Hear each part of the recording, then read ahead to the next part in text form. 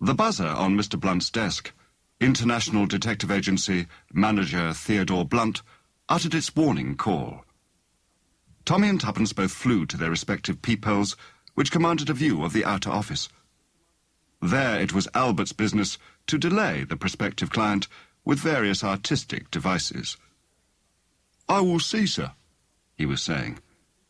"But I'm afraid Mr. Blunt is very busy just at the moment. He's engaged with Scotland Yard on the phone just now." "I'll wait," said the visitor. "I haven't got a card with me, but my name is Gabriel Starvenson." The client was a magnificent specimen of manhood, standing over 6 foot high. His face was bronzed and weather-beaten, and the extraordinary blue of his eyes made an almost startling contrast to the brown skin. Tommy swiftly made up his mind.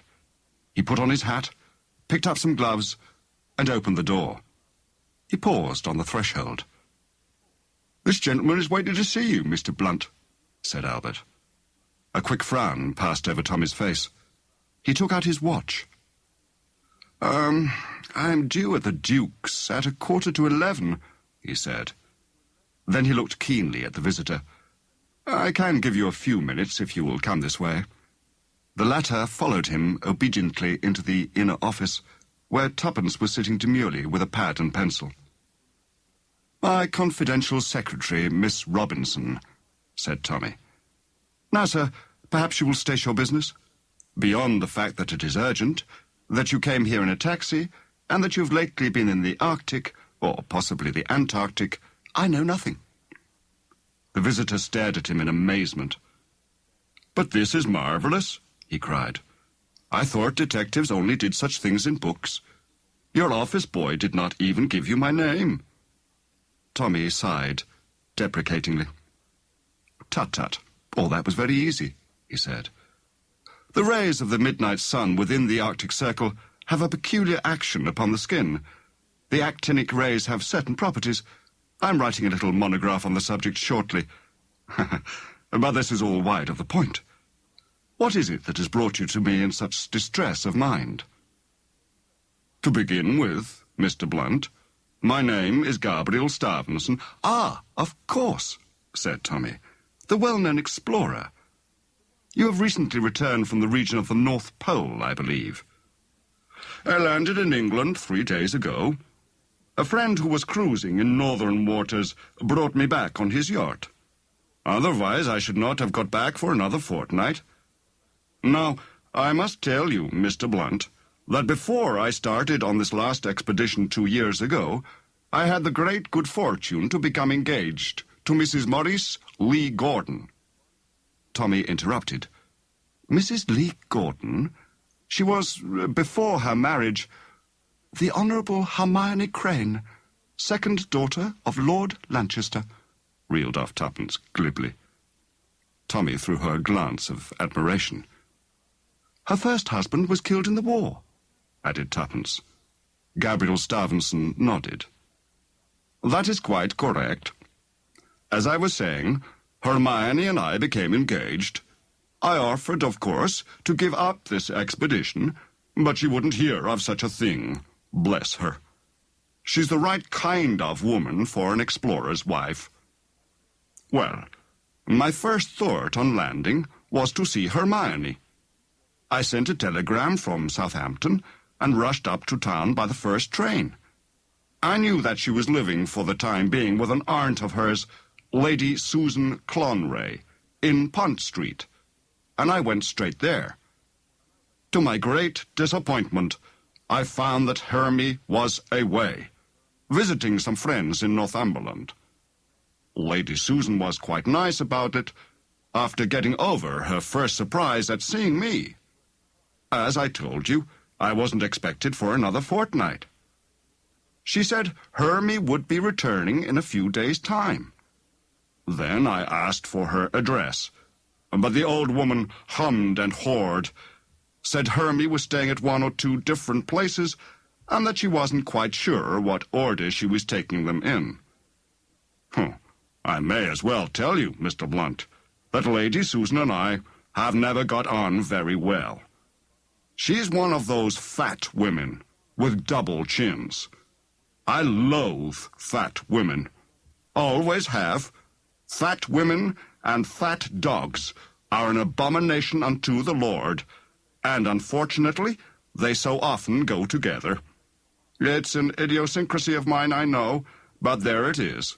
I can never get on with a fat woman. Fashion agrees with you, Mr. Stavenson, said Tommy dryly. And everyone has their own pet aversion. That of the late Lord Roberts was cats. Mind you, I'm not saying that Lady Susan isn't a perfectly charming woman. She may be, but I've never taken to her.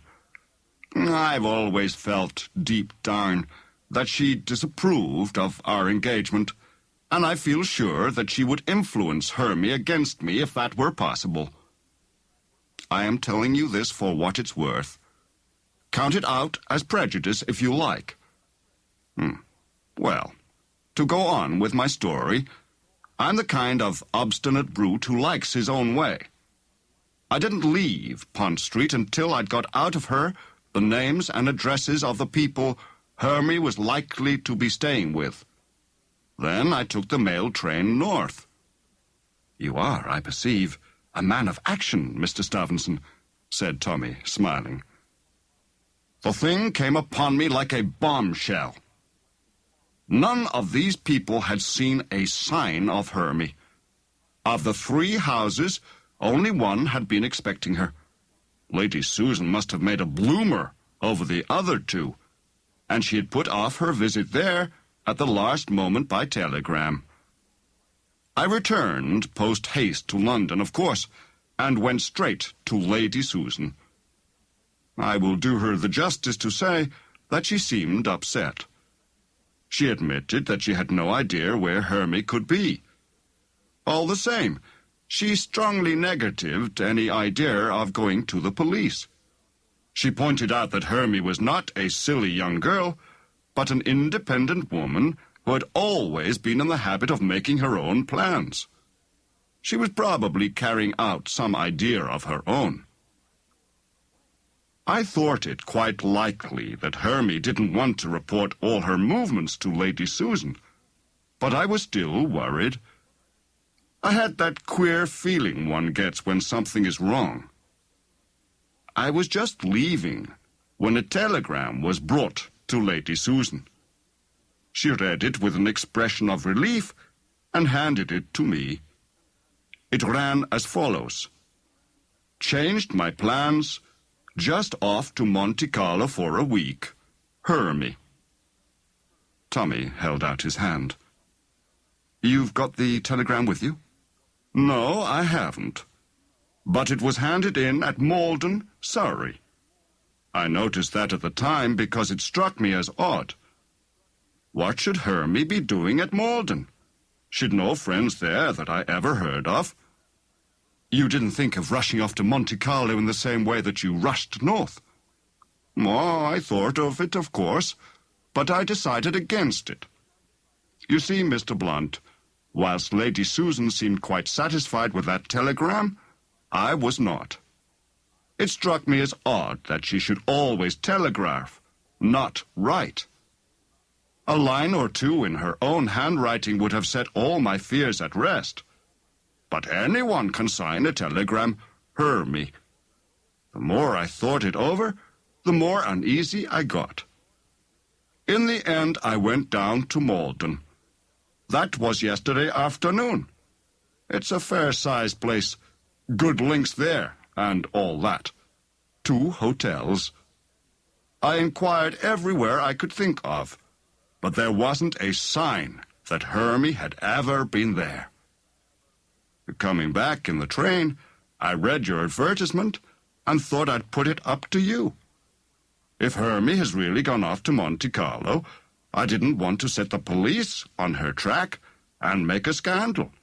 But I'm not going to be set off on a wild goose chase myself. I stay here in London, in case there's been foul play of any kind. Tommy nodded thoughtfully. What do you suspect exactly? I don't know, but I feel there's something wrong. With a quick movement, Stavenson took a case from his pocket and laid it open before them. "That is Hermione," he said. "I will leave it with you." The photograph represented a tall, willowy woman, no longer in her first youth, but with a charming, frank smile and lovely eyes. "Now, Mr. Stavenson," said Tommy, "there is nothing you have omitted to tell me?" "Nothing whatever." "No detail, however small?" "Oh, I don't think so." Tommy sighed. "That makes the task harder," he observed. "You must often have noticed, Mr. Stavenson, in reading of crime, how one small detail is all the great detective needs to set him on the track. I may say that this case presents some unusual features. I have, I think, partially solved it already, but time will show." He picked up a violin, which lay on the table, and drew the bow once or twice across the strings. Tuppence ground her teeth, and even the explorer blenched. The performer laid the instrument down again. "A few chords from Moskovskensky," he murmured. "Leave me your address, Mr. Stavenson, and I will report progress to you." As the visitor left the office, Tuppence grabbed the violin and, putting it in the cupboard, turned the key in the lock. "If you must be Sherlock Holmes," she observed, "I'll get you a nice little syringe and a bottle labelled cocaine, but for God's sake leave that violin alone. If that nice explorer man hadn't been as simple as a child, he'd have seen through you. Are you going on with that Sherlock Holmes touch?" "I flatter myself that I've carried it through very well so far," said Tommy with some complacence. "The deductions were good, weren't they? I had to risk the taxi. After all, it's the only sensible way of getting to this place." "It's lucky I just read the bit about his engagement in this morning's Daily Mirror," remarked Tuppence. "Yes, that looked well for the efficiency of Blunt's brilliant detectives. This is decidedly a Sherlock Holmes case. Even you cannot have failed to notice the similarity between it and the disappearance of Lady Frances Carfax." "Do you expect to find Mrs. Lee Gordon's body in a coffin?" "Logically, history should repeat itself. Actually, well, what do you think?" "Well," said Tuppence, "the most obvious explanation seems to be that for some reason or other, Hermie, as he calls her, is afraid to meet her fiancé, and that Lady Susan is backing her up. In fact, to put it bluntly, she's come a cropper of some kind, and has got the wind up about it." "That occurred to me also," said Tommy. "But I thought we'd better make pretty certain before suggesting that explanation to a man like Stavenson. What about a run down to Malden, old thing? And it'd do no harm to take some golf clubs with us." Tuppence agreeing, the International Detective Agency was left in the charge of Albert. Malden, though a well-known residential place, did not cover a large area. Tommy and Tuppence, making every possible inquiry that ingenuity could suggest, nevertheless drew a complete blank. It was as they were returning to London that a brilliant idea occurred to Tuppence. "Tommy, why did they put Malden, Surrey, on the telegram?" "Because Malden is in Surrey, idiot." "Idiot yourself. I didn't mean that. If you get a telegram from, Hastings, say, or Torquay, they don't put the county after it. But from Richmond, they do put Richmond, Surrey. That's because there are 2 Richmonds." Tommy, who was driving, slowed up. "Tuppence," he said affectionately, "your idea is not so dusty. Let's make inquiries at yonder post office." They drew up before a small building in the middle of the village street. A very few minutes sufficed to elicit the information that there were 2 Maldens. Malden, Surrey, and Malden, Sussex. The latter a tiny hamlet, but possessed of a telegraph office. "That's it," said Tuppence excitedly. Starvenson knew Malden was in Surrey, so he hardly looked at the word beginning with S after Malden. "Tomorrow," said Tommy, "we'll have a look at Malden, Sussex." Malden, Sussex was a very different proposition from its Surrey namesake. It was 4 miles from a railway station, possessed 2 public houses, 2 small shops, a post and telegraph office combined, with a sweet and picture postcard business, and about 7 small cottages. Tuppence took on the shops, while Tommy betook himself to the Cock and Sparrow. They met half an hour later. "Well?" said Tuppence. "Quite good beer," said Tommy, "but no information." "You'd better try the King's Head," said Tuppence. "I'm going back to the post office. There's a sour old woman there, but I heard them yell to her that dinner was ready." She returned to the place and began examining postcards. A fresh-faced girl, still munching, came out of a back room. "I'd like these, please," said Tuppence. "And do you mind waiting while I just look over these comic ones?" She sorted through a packet, talking as she did so. "I'm ever so disappointed you couldn't tell me my sister's address. She's staying near here, and I've lost her letter. Lee Gordon, her name is." The girl shook her head. "I don't remember it. We don't get many letters through here either, so I probably should have seen it on a letter. Apart from the Grange, there isn't many big houses round about." "What is the Grange?" asked Tuppence. "Who does it belong to?" "Dr. Harriston has it. It's turned into a nursing home now. Nerve cases mostly, I believe. Ladies that come down for rest cures and all that sort of thing. Well, it's quiet enough down here, heaven knows." She giggled. Tuppence hastily selected a few cards and paid for them.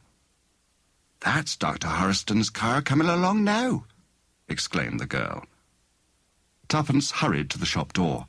A small 2-seater was passing. At the wheel was a tall, dark man with a neat black beard and a powerful, unpleasant face. The car went straight on down the street. Tuppence saw Tommy crossing the road towards her. "Tommy, I believe I've got it. Dr. Harriston's nursing home." "I heard about it at the King's Head, and I thought there might be something in it. But if she's had a nervous breakdown or anything of that sort, her aunt and her friends would know about it, surely." "Yes, I didn't mean that. Tommy, did you see that man in the 2-seater? Unpleasant-looking brute, yes." "That was Dr. Harriston." Tommy whistled. "Shifty-looking beggar. What do you say about it, Tuppence? Shall we go and have a look at the Grange?" They found the place at last. A big, rambling house, surrounded by deserted grounds, with a swift mill stream running behind the house. "Dismal sort of abode," said Tommy. "Gives me the creeps, Tuppence. You know, I've a feeling that this is going to turn out to be a far more serious matter than we thought at first." "Oh, don't. If only we're in time. That woman's in some awful danger. I feel it in my bones." "Don't let your imagination run away with you." "I can't help it. I mistrust that man. What shall we do? I think it would be a good plan if I went and rang the bell alone first and asked boldly for Mrs. Lee Gordon, just to see what answer I get. Because, after all, it may be perfectly fair and above board." Tuppence carried out her plan. The door was opened almost immediately by a manservant with an impassive face. "I want to see Mrs. Lee Gordon, if she is well enough to see me." She fancied that there was a momentary flicker of the man's eyelids, but he answered readily enough. "There's no one of that name here, madam." "Oh, surely. This is Dr. Harriston's place, the Grange, is it not?" "Yes, madam, but there is nobody of the name of Mrs. Lee Gordon here." Baffled, Tuppence was forced to withdraw and hold a further consultation with Tommy outside the gate. Perhaps he was speaking the truth. After all, we don't know. He wasn't. He was lying. I'm sure of it. "Wait until the doctor comes back," said Tommy. "Then I'll pass myself off as a journalist, anxious to discuss his new system of rescue with him. That'll give me a chance of getting inside and studying the geography of the place." The doctor returned about half an hour later. Tommy gave him about 5 minutes, then he, in turn, marched up to the front door. But he, too, returned baffled. The doctor was engaged and couldn't be disturbed, and he never sees journalists. Tuppence, you're right. There is something fishy about this place. It's ideally situated, miles from anywhere. Any mortal thing could go on here and no one would ever know. "Come on," said Tuppence with determination. "What are you going to do?" "I'm going to climb over the wall and see if I can't get up to the house quietly, without being seen." "Right. I'm with you." The garden was somewhat overgrown and afforded a multitude of cover. Tommy and Tuppence managed to reach the back of the house unobserved. Here there was a wide terrace with some crumbling steps leading down from it. In the middle, some French windows opened onto the terrace, but they dared not step out into the open, and the windows where they were crouching were too high for them to be able to look in. It didn't seem as though their reconnaissance would be of much use, when suddenly Tuppence tightened her grasp of Tommy's arm. Someone was speaking in the room close to them. The window was open, and the fragment of conversation came clearly to their ears. "Come in. Come in. Shut the door," said the man's voice irritably. "A lady came about an hour ago, you said, and asked for Mrs. Lee Gordon." Tuppence recognized the answering voice as that of the impassive manservant. "Yes, sir." "You said she wasn't here, of course?" "Of course, sir." "And now this journalist fellow," fumed the other. He came suddenly to the window, throwing up the sash, and the two outside, peering through a screen of bushes, recognized Dr. Horriston. "It's the woman I mind most about," continued the doctor. "What did she look like?" "Young, good-looking, very smartly dressed, sir." Tommy nudged Tuppence in the ribs. "Exactly," said the doctor between his teeth. "As I feared. Some friend of the Lee Gordon woman's. It's getting very difficult. I shall have to take steps." He left the sentence unfinished. Tommy and Tuppence heard the door close. There was silence. Gingerly, Tommy led the retreat. When they had reached a little clearing not far away, but out of earshot from the house, he spoke. "Tuppence, old thing, this is getting serious. They mean mischief. I think we ought to get back to town at once and see Starvenson." To his surprise, Tuppence shook her head. "We must stay down here. Didn't you hear him say he was going to take steps? That might mean anything." "The worst of it is, we've hardly got a case to go to the police on." "Listen, Tommy, why not ring up Starvenson from the village? I'll stay around here." Perhaps that is the best plan," agreed her husband. "But I say, Tuppence." "Well?" "Take care of yourself, won't you?" "Of course I shall, you silly old thing. Cut along." It was some 2 hours later that Tommy returned. He found Tuppence awaiting him near the gate. "Well?" "I couldn't get on to Starvenson. Then I tried Lady Susan. She was out too. Then I thought of ringing up old Brady. I asked him to look up Horriston in the medical directory, or whatever the thing calls itself." "Well, what did Dr. Brady say?" "Oh, he knew the name at once. Horriston was once a bona fide doctor, but he came a cropper of some kind. Brady called him a most unscrupulous quack, and said he, personally, wouldn't be surprised at anything. The question is, what are we going to do now?"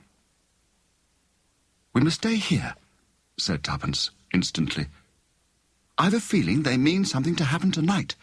Oh, by the way, a gardener's been clipping ivy around the house. Tommy, I saw where he put the ladder." "Good for you, Tuppence," said her husband, appreciatively.